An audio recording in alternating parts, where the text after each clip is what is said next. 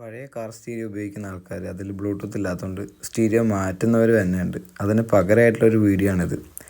ചിലർ ഇതിനകത്ത് Bluetooth ഇൻബിൽട്ടായിട്ട് set ചെയ്യാൻ വേണ്ടി പൈസ കൂടുതൽ ചിലവാക്കുന്നുണ്ട്. അതിന് പകരം നമുക്ക് എന്ത് ചെയ്യാമെന്നാണ് നോക്കുന്നത്. വീഡിയോയുടെ തംബ്നെയിൽ കണ്ടപ്പോൾ തന്നെ മനസ്സിലായവരുണ്ടാവും. എന്നാലും ഇതറിയാത്ത ഒരുപാട് ആളുകളുണ്ട്. അവർക്ക് വേണ്ടിയാണ് ഈ വീഡിയോ. കാരണം ഇത് ഞാൻ മറ്റ് പലർക്കും വേണ്ടി ചെയ്തു കൊടുത്തിട്ടുണ്ട്.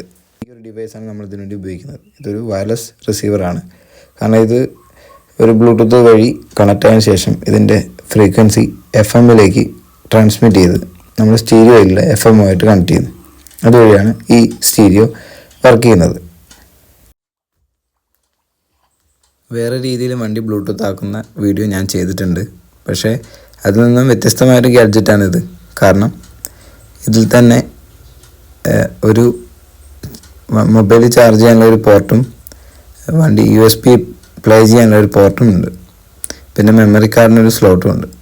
പിന്നെ ഇത് നിങ്ങൾക്ക് കാണാൻ പറ്റുന്നുണ്ടാവും.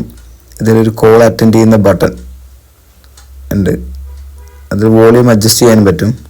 പിന്നെ ഓഡിയോ ഫോർവേഡ് ബാക്ക്വേഡ് ഇതിനുള്ള ബട്ടണും ഇതിൽ കൊടുത്തിട്ടുണ്ട്. നമുക്കിതൊന്ന് ടെസ്റ്റ് ചെയ്ത് നോക്കാം. ഈ കാണുന്ന ചാർജിങ് സ്ലോട്ടിലേക്ക് ഇത് കണക്ട് ചെയ്യുക. ശേഷം നമുക്കിതിൽ കാണാൻ പറ്റുന്നില്ല 14.2. ഇത് വണ്ടിയുടെ ബാറ്ററീൻ്റെ വോൾട്ടേജാണ്.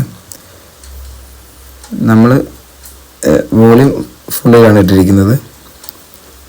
പിന്നീട് കാണുന്ന ഇതിൻ്റെ ഫ്രീക്വൻസിയാണ് 87.5. ഇത് FM-ൻ്റെ ഫ്രീക്വൻസിയാണ്.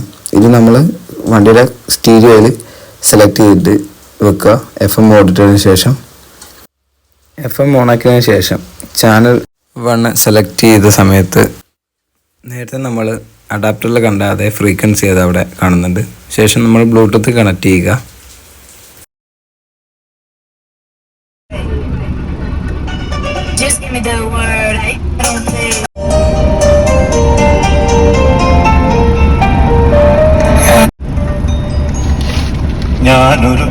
maximum volume